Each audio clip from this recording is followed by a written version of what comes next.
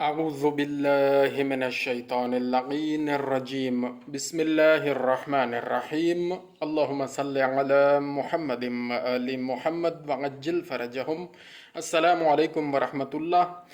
دوسرا پارہ اور سورت البقرہ کی تلاوت کی سعادت ہم حاصل کر رہے ہیں بطور صدقہ جاریہ۔ اللہ تعالیٰ قبول و مقبول فرمائے۔ ہم نے 248 آیت تک تلاوت کر لی تھی اور اس کا ترجمہ پڑھ لیا تھا۔ اس سے آگے پڑھنے کی سعادت حاصل کرتے ہیں۔ بسم اللہ الرحمن الرحیم۔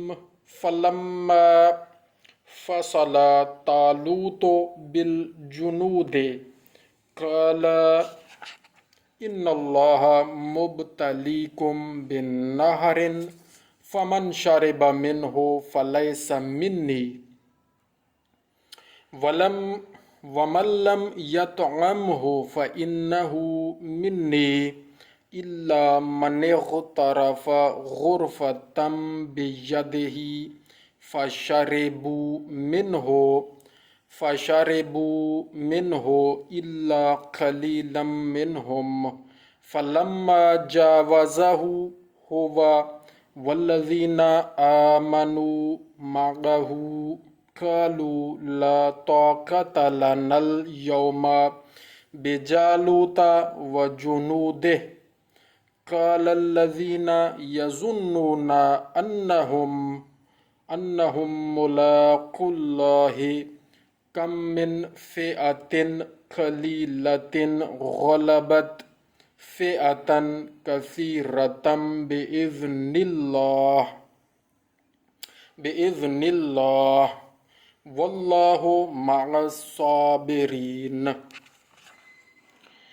جب طالوت لشکر سمیت شہر ایلیا سے، یہ بریکٹ میں لکھا ہوا ہے شہر ایلیا سے روانہ ہوا تو اپنے ساتھیوں سے کہا، دیکھو آگے ایک نہر ملے گی، اس سے یقیناً اللہ تمہارے صبر کی آزمائش فرمائے گا، پس جو شخص اس کا پانی پیے گا وہ مجھ سے کچھ واسطہ نہیں رکھتا۔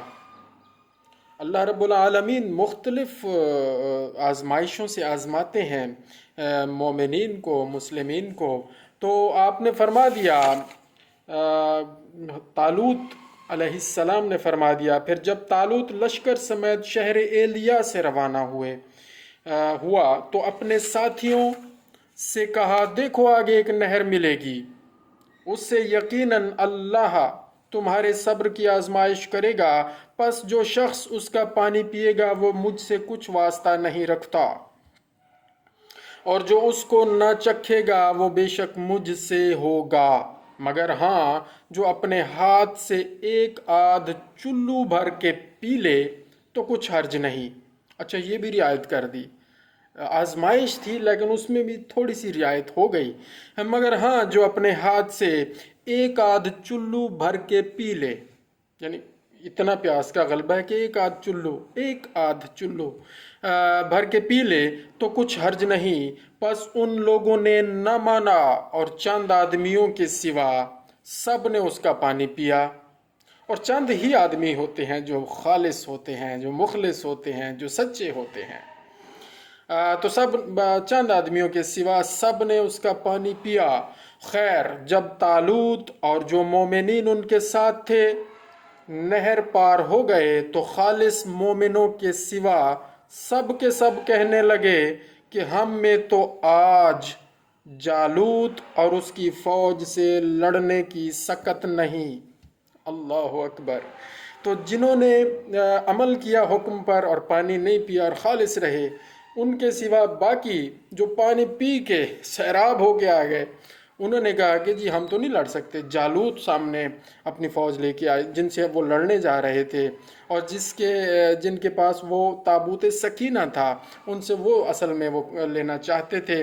طالوت ان کا لیڈر تھے، اللہ کی طرف سے بنائے گئے تھے، لیکن اس کی وہ جو ہے نا کچھ لوگ ہی ان کی بات مان رہے تھے، باقی نہیں مان رہے تھے۔ تو خالص مومنوں کے سوا سب کے سب کہنے لگے کہ ہم میں تو آج جالوت اور اس کی فوج سے لڑنے کی سکت نہیں، مگر وہ لوگ جن کو یقین ہے کہ ایک دن اللہ کو منہ دکھانا ہے، بے دھڑک بول اٹھے کہ ایسا بہت ہوا ہے کہ اللہ کے حکم سے چھوٹی جماعت بڑی جماعت پر غالب آ گئی ہے۔ ایسا بہت ہوا ہے۔ جو خالص تھے وہ ڈٹے رہے اور وہ موٹیویٹ بھی کرتے رہے اور صبر کا مظاہرہ کر کے ہمت اور حوصلے کا مظاہرہ کرتے رہے، اور یہ کہا انہوں نے کہ ایسا بہت ہوا ہے کہ اللہ کے حکم سے چھوٹی جماعت بڑی جماعت پر غالب آ گئی ہے اور اللہ صبر کرنے والوں کا ساتھی ہے۔ یہ انہوں نے کہا واللہ مع الصابرین، اور اللہ صبر کرنے والوں کا ساتھی ہے۔ وَلَمَّا بَرَزُوا لِجَالُوتَ وَجُنُودِهِ قَالُوا رَبَّنَا أَفْرِغْ عَلَيْنَا صَبْرًا وَثَبِّتْ أَقْدَامَنَا وَانصُرْنَا عَلَى الْقَوْمِ الْكَافِرِينَ۔ غرض جب یہ لوگ جالوت اور اس کی فوج کے مقابلہ کو نکلے تو دعا کی، اے میرے پروردگار ہمیں کامل صبر عطا فرما اور میدان جنگ میں ہمارے قدم جمائے رکھ اور ہمیں کافروں پر فتح عنایت فرما۔ تو یہ دعا ہمیں بھی پڑھتے رہنا چاہیے، یاد ہو جائے تو بہت کمال کی بات ہے، ورنہ اس کو کھول کے آپ پڑھ سکتے ہیں۔ سورہ بقرہ ہے، آخری رکوع ہے اور آیت نمبر 250 ہے۔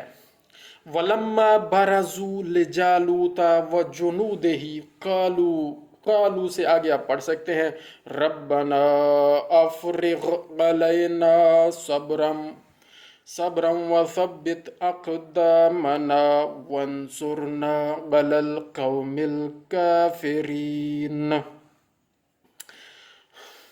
فہزموہم بِإِذْنِ اللہ، پھر تو ان لوگوں نے اللہ کے حکم سے دشمنوں کو شکست دی۔ جب یہ دعا پڑھ لی تو اللہ نے پھر مدد فرمائی اور دشمنوں پر ان کو فتح عطا فرمائی، تو اللہ کے حکم سے دشمنوں کو شکست دی۔ وَقَتَلَ دَاؤُدُ جَالُوتَ وَآتَاهُ اللَّهُ الْمُلْكَ وَالْحِكْمَةَ وَعَلَّمَهُ مِمَّا يَشَاءُ وَلَوْلَا دَفْعُ اللَّهِ النَّاسَ بَعْضَهُمْ بِبَعْضٍ لَفَسَدَتِ الْأَرْضُ وَلَكِنَّ اللَّهَ ذُو فَضْلٍ عَلَى الْعَالَمِينَ۔ پھر ان لوگوں نے اللہ کے حکم سے دشمنوں کو شکست دی اور داؤد نے جالوت کو قتل کیا، اور اللہ نے ان کو سلطنت اور تدبیر تمدن عطا کی، یعنی حکمت، ملک اور حکمت عطا کی۔ وَآتَاهُ اللَّهُ، اور اللہ تعالیٰ نے عطا کی، آتَاهُ اللَّهُ الْمُلْكَ، ملک عطا کیا، والحکمت، اور حکمت عطا کی، وَعَلَّمَهُ مِمَّا يَشَاءُ، اور علم و ہنر جو چاہا انہیں گویا گھول کے پلا دیا۔ اور اگر اللہ بعض لوگوں کے ذریعے سے بعض کا دفع یعنی شر نہ کرتا تو تمام روئے زمین میں فساد پھیل جاتا، مگر اللہ نے تو سارے جہان کے لوگوں پر فضل و رحم مگر اللہ تو سارے جہان کے لوگوں پر فضل و رحم فرماتا ہے، بے شک وَلَكِنَّ اللَّهَ ذُو فَضْلٍ عَلَى الْعَالَمِينَ، مگر اللہ تو سارے جہان کے لوگوں پر فضل و رحم فرماتا ہے۔ تِلْكَ آیاتُ اللَّهِ نَتْلُوهَا عَلَيْكَ بِالْحَقِّ وَإِنَّكَ لَمِنَ الْمُرْسَلِينَ۔ اے رسول صلی اللہ علیہ وآلہ وسلم، یہ اللہ کی سچی آیتیں ہیں، بے شک جو ہم آپ کو ٹھیک ٹھیک पढ़ के सुनाते हैं और बेशक तुम ज़रूर रसूलों में से हो। सदक़ल्लाहुल अलीयुल अज़ीम। तो रब्बुल आलमीन रसूल पाक सल्लल्लाहु अलैहि वसल्लम पर जब ये नाजिल फरमाते हैं कुरान करीम, तो उनको ये फरमाते हैं कि आप इन लोगों को बताएं कि ये हक़ और सच आयतें हैं। हुज़ूर पाक सल्लल्लाहु अलैहि वसल्लम तो जानते ही हैं अल्लाह ताला के फ़ज़ल व करम से, इल्म दी हुई हिकमत से, इल्म से कि ये हक़ और सच है। तो उनके ज़रिए से हम सब तक ये बात पहुँचाई गई है कि ये हक़ और सच आयतें हैं जो अल्लाह रब्बुल आलमीन ठीक ठीक पढ़कर रसूल पाक के ज़रिए हम तक पहुँचाते हैं, ताकि हम उन माजी के मामलात को सामने रख कर जो कुरान करीम में अल्लाह रब्बुल आलमीन ने बयान फरमाए, हम आगे अपना एक लाहे अमल बनाएं और उस पर अमल करें कि इल्म और हिकमत की बुनियाद पर और जिस्मानी शुजाअत व ताकत जो अल्लाह रब्बुल आलमीन की तरफ से हो, उसकी बुनियाद पर अपना लीडर हमें चुनना चाहिए और फिर उसकी इताअत भी करनी चाहिए और हर मामले में रब्बुल आलमीन से मदद तलब करनी चाहिए। और ज़ाहिर है हुज़ूर पाक सल्लल्लाहु अलैहि वसल्लम का वास्ता देकर, वसीला देकर और उनकी पाक आल मुबारक का वास्ता वसीला देकर रब्बुल आलमीन से जो भी मांगा जाएगा अल्लाह रब्बुल आलमीन वो इनायत फरमाएंगे। जज़ाकल्लाहु खैरा। अल्लाहुम्मा सल्लि अला मुहम्मदिन व आलि मुहम्मद व अज्जिल फरजहुम।